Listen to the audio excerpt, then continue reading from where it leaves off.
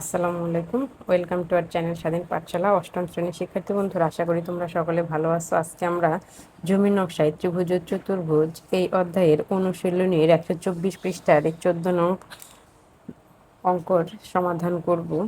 দেখো 14তে কি বলেছে, প্রদত্ত আকৃতিগুলোর ক্ষেত্রফল পরিমাপ করো।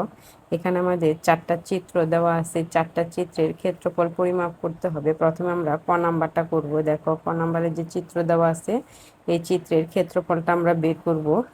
আমরা এখন এই ক নং চিত্রের সমাধান করব। দেখো আমরা ক নং চিত্রটা যদি একটু লক্ষ্য করি, এখানে দেখো এখান দিয়ে যদি আমরা একটু একটা রেখা টেনে দিই, তাহলে এটা কিন্তু একটা আয়তক্ষেত্র, এটাও কিন্তু একটা আয়তক্ষেত্র। তাহলে এই আয়তক্ষেত্রের ক্ষেত্রফল এবং এই আয়তক্ষেত্রের ক্ষেত্রফল, দুই আয়তক্ষেত্রের ক্ষেত্রফল আমরা বের করে যোগ করে দিলেই কিন্তু সম্পূর্ণ অংশের ক্ষেত্রফলটা আমরা পেয়ে যাব। দেখো এই চিত্রটা আমি এখানে এঁকে নিয়েছি, এই হচ্ছে আমার চিত্র। এখন আমি এখানে একটু মানগুলো লিখে নিই। এটা হচ্ছে আমার 10 সেন্টিমিটার,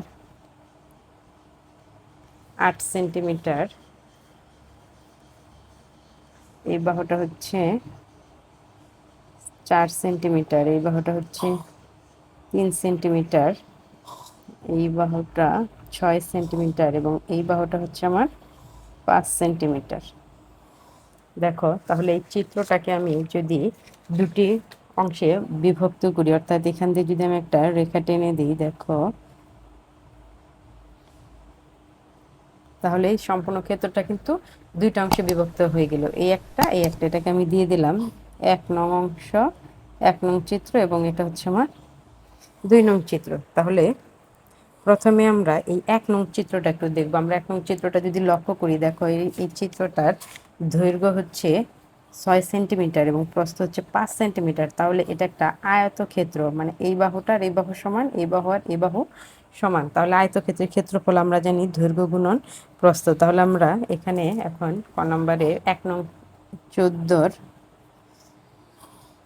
ক নাম্বার, দেখো আমরা এক চিহ্নিত অংশের ক্ষেত্রফল বের করব। এখানে আমি লিখে দিচ্ছি এক চিহ্নিত অংশের ক্ষেত্রফল, এক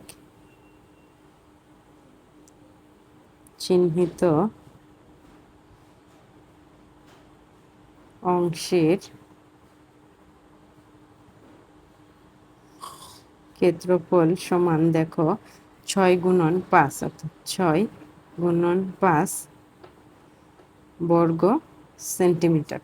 তাহলে করলে হয় 5 6 30 বর্গ সেন্টিমিটার। তাহলে দেখো এক চিহ্নিত অংশের ক্ষেত্রফল আমরা পেয়ে গেলাম, অর্থাৎ এই অংশের, এইটুকু অংশের ক্ষেত্রফল হচ্ছে 30 বর্গ সেন্টিমিটার। এবার আমরা এই যে দুই চিহ্নিত অংশের ক্ষেত্রফলটা বের করব। এবার আমরা এখানে লিখে নিচ্ছি দুই চিহ্নিত অংশের ক্ষেত্রফল, দুই চিহ্নিত অংশের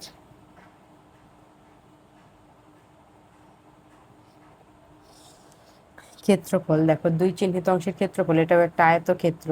তাহলে এখানে আমাদের আয়তক্ষেত্রের এখানে দৈর্ঘ্য হচ্ছে 8 এবং প্রস্থ হচ্ছে 4। তাহলে ক্ষেত্রফলটা হবে 8 গুণন 4 বর্গ সেন্টিমিটার, অর্থাৎ সেন্টিমিটার স্কয়ার। 4 8 32 বর্গ সেন্টিমিটার। তাহলে দেখো আমরা দুইটা অংশের ক্ষেত্রফল পেয়ে গেলাম। এখন এই দুইটা অংশের ক্ষেত্রফল আমরা যোগ দিয়ে দিলেই সম্পূর্ণ অংশের ক্ষেত্রফলটা আমরা পেয়ে যাব। তাহলে এখন আমি লিখব সমগ্র ক্ষেত্রটির ক্ষেত্রফল। এখানে লিখব সমগ্র ক্ষেত্রটির ক্ষেত্রফল সমান, দেখো এই দুটো আমরা যোগ দিব, অর্থাৎ এখানে আমরা যোগ করব হচ্ছে 30 যোগ হচ্ছে 32 সেন্টিমিটার স্কয়ার, অর্থাৎ যোগ করলে হয় 30 আর 62 সেন্টিমিটার স্কয়ার। তাহলে দেখো ক ক নং চিত্রের ক্ষেত্রফলটা আমরা বের করে ফেলেছি। ক নং চিত্রের ক্ষেত্রফলটা হচ্ছে 62 বর্গ সেন্টিমিটার। এবার আমরা খ নং চিত্রে চলে যাব। দেখো এই হচ্ছে আমার খ নং চিত্রটা। এই খ নং চিত্রের ক্ষেত্রফলটা আমরা বের করব। এখানে এটাকে যদি আমরা দেখো, এখান দিয়ে আমরা যদি দুটি অংশে ভাগ করে নেই, এই একটা অংশ এই একটা অংশ, এটাও আমার আয়তক্ষেত্র হবে, এটাও আয়তক্ষেত্র হবে। এই আয়তক্ষেত্রের দেখো দৈর্ঘ্য হচ্ছে 7, প্রস্থ হচ্ছে 3। আবার এই আয়তক্ষেত্রের দৈর্ঘ্য হচ্ছে 3, প্রস্থ হচ্ছে 2। তাহলে আমরা দেখো এটার ক্ষেত্রফল আমরা বের করে ফেলি। আমি এখানে দেখো চিত্রটা এঁকে রেখেছি, আমি এখানে শুধু এখন মানগুলো নিয়ে লিখে নেব। এটা হচ্ছে 3 সেন্টিমিটার, এই বাহুটা হচ্ছে 4 সেন্টিমিটার, এই বাহুটা 2 সেন্টিমিটার, এখানে এই বাহু হচ্ছে 3 সেন্টিমিটার, এই বাহু হচ্ছে 5 সেন্টিমিটার এবং এই বাহুটা হচ্ছে 7 সেন্টিমিটার। তাহলে এটাকে আমি দেখো দুটি অংশে ভাগ করে নেব। এখান দিয়ে আমি দুটা অংশে ভাগ করে নিলাম। এটা হচ্ছে 1, এটা হচ্ছে 2। তাহলে প্রথমে আমি এক চিহ্নিত অংশের ক্ষেত্রফলটা বের করব। 14 খ, 14 খ দেখো প্রথমে আমি লিখব এক চিহ্নিত অংশের ক্ষেত্রফল।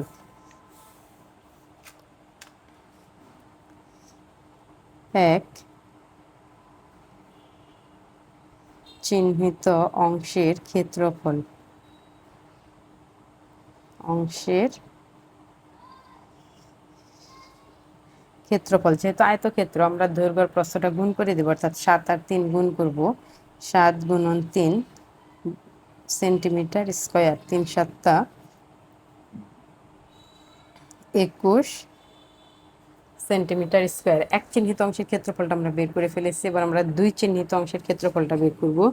এখানে দুই চিহ্নিত অংশের ক্ষেত্রফল, দুই চিহ্নিত অংশের ক্ষেত্রফল দেখো, দুই চিহ্নিত অংশটা যদি দেখি, এখানে আমাদের দৈর্ঘ্য হচ্ছে 3, প্রস্থ হচ্ছে 2, অর্থাৎ 3 গুণন 2 সেন্টিমিটার স্কোয়ার করলে হয় 3 গুণে 6 বর্গ সেন্টিমিটার বা সেন্টিমিটার স্কোয়ার। তাহলে আমি দেখো দুইটা অংশের ক্ষেত্রফলই বের করে ফেলেছি। এই এক এক এবং 2 এই দুটি অংশের ক্ষেত্রফল আমি যোগ করে দিলেই সমগ্র ক্ষেত্রটির ক্ষেত্রফল আমি পেয়ে যাব। তাহলে এখন এখানে দেখো লিখব সমগ্র ক্ষেত্রটির ক্ষেত্রফল, সমগ্র ক্ষেত্রটির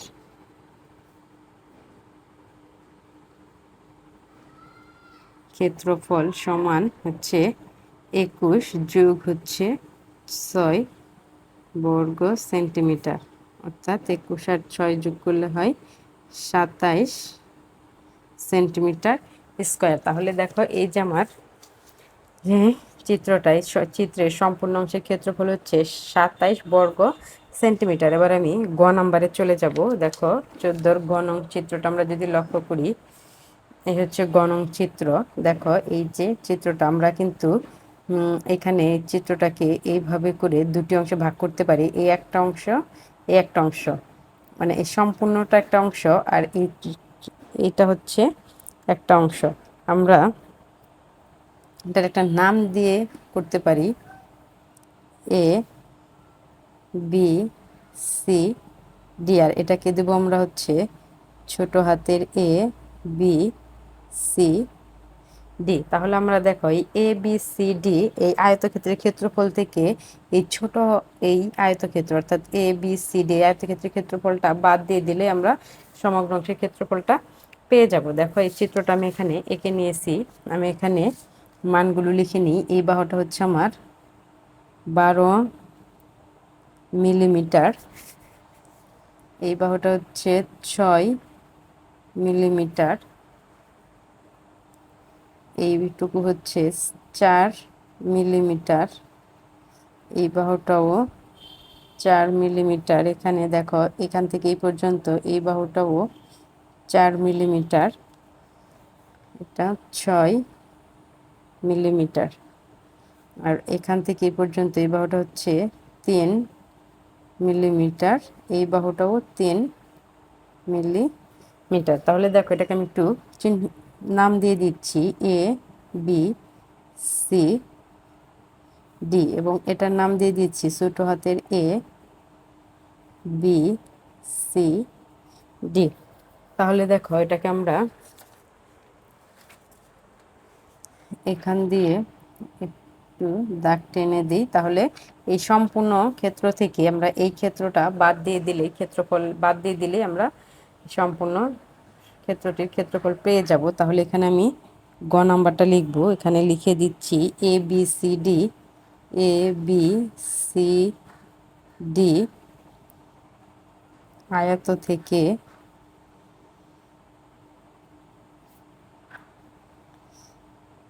থেকে এ বি সি ডি আয়তের ক্ষেত্রফল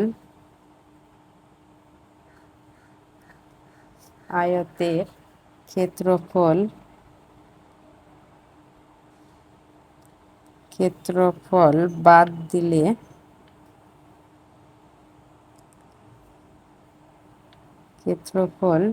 বাদ দিলে সমগ্র ক্ষেত্রটির ক্ষেত্রফল পাওয়া যাবে। সমগ্র ক্ষেত্রটির ক্ষেত্রফল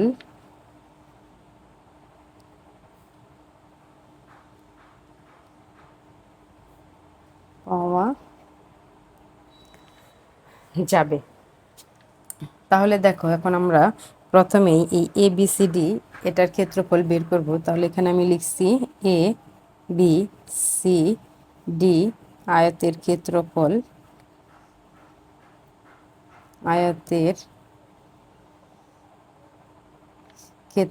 সমান, দেখো এই আয়তটা যদি লক্ষ্য করি, এ বি সি ডি আয়তের এখানে দৈর্ঘ্য হচ্ছে 12 মিলিমিটার এবং প্রস্থ হচ্ছে 6 মিলিমিটার। তাহলে এটা হবে 12 গুণন 6 মিলিমিটার স্কয়ার। তাহলে এটা দেখো করলে হয় 6 আর 12 গুণ করলে হচ্ছে 72 মিলিমিটার স্কয়ার। তাহলে এই বড় যে আয়তক্ষেত্রটা এ বি সি ডি এর ক্ষেত্রফলটা আমরা পেলাম 72 বর্গ মিলিমিটার। এবার আমরা ছোট আয়তের ক্ষেত্রফলটা বের করব, অর্থাৎ এ বি সি ডি আয়তের ক্ষেত্রফল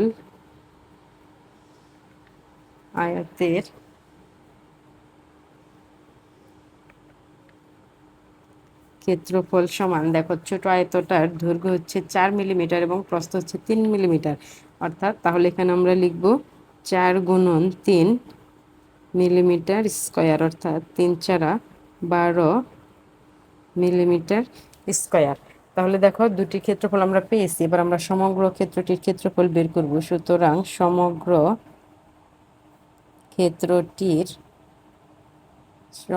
ক্ষেত্রটির ক্ষেত্রফল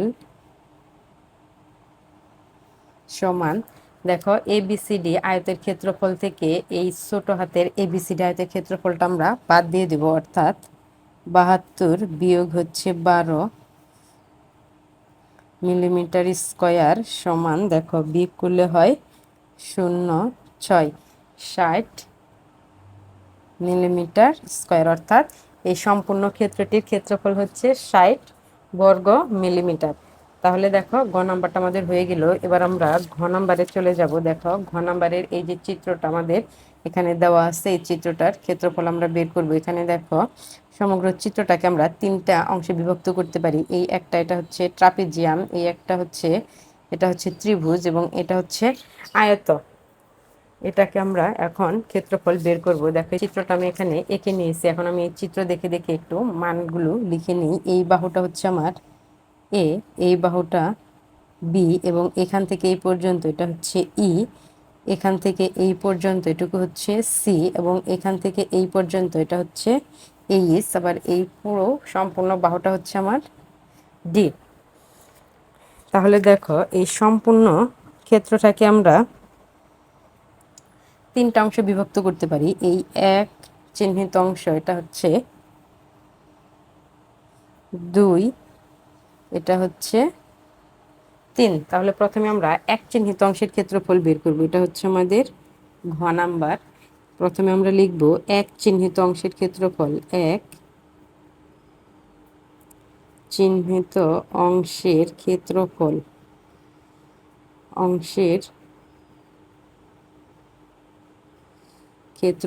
এটা হচ্ছে ত্রিভুজ ক্ষেত্র। আমরা জানি ত্রিভুজের ক্ষেত্রফল হচ্ছে হাফ ইন্টু ভূমি ইন্টু উচ্চতা। তাহলে এই ক্ষেত্রফল হবে, নিচে লিখছি আমি, হাফ ইন্টু, দেখো ভূমি হচ্ছে বি এবং এই ত্রিভুজের উচ্চতা হচ্ছে এইচ। যেহেতু এখানে কোনো একক দেওয়া নেই, তাই আমরা এখানে লিখব বর্গ একক, অর্থাৎ এটাকে আমরা লিখতে পারি হাফ বিএইচ বর্গ একক। এক চিহ্নিত অংশের আমরা ক্ষেত্রফল বের করে ফেলেছি, এবার আমরা দুই চিহ্নিত অংশের ক্ষেত্রফলটা বের করব। এখানে লিখে নিচ্ছি দুই চিহ্নিত অংশের ক্ষেত্রফল, দুই চিহ্নিত অংশের ক্ষেত্রফল, অংশের ক্ষেত্রফল। দেখো দুই চিহ্নিত অংশটা হচ্ছে আমাদের ট্রাপিজিয়াম, এবং এই ট্রাপিজিয়ামের সমান্তরাল বাহু দুইটা হচ্ছে, একটা হচ্ছে ডি এবং একটা হচ্ছে ই।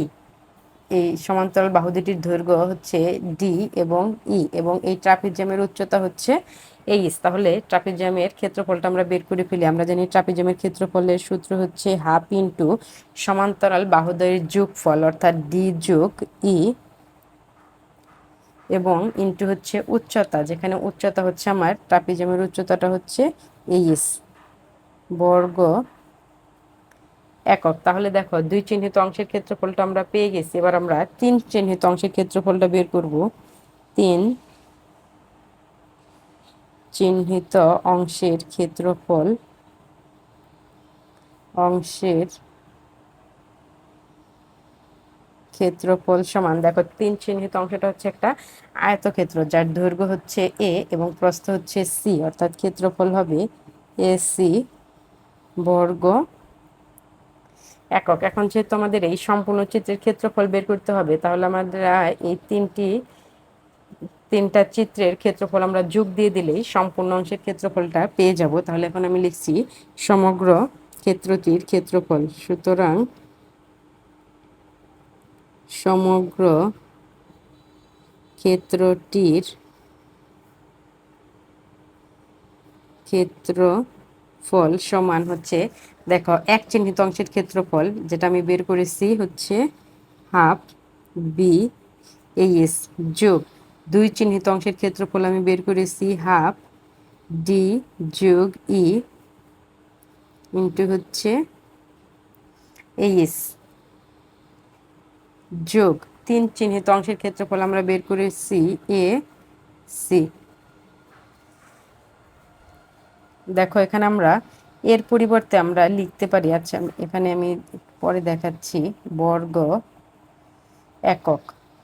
এখানে আমরা হাফ এইচ কমন নিতে পারি, হাফ এইচ এই দুটার থেকে কমন নিলে এখানে থাকতেছে আমার বি প্লাস এখানে থাকছে হচ্ছে ডি যোগ হচ্ছে ই। আমরা কিন্তু হাফ এইচটা কমন নিয়ে ফেলেছি, প্লাস হচ্ছে এসি বর্গ একক।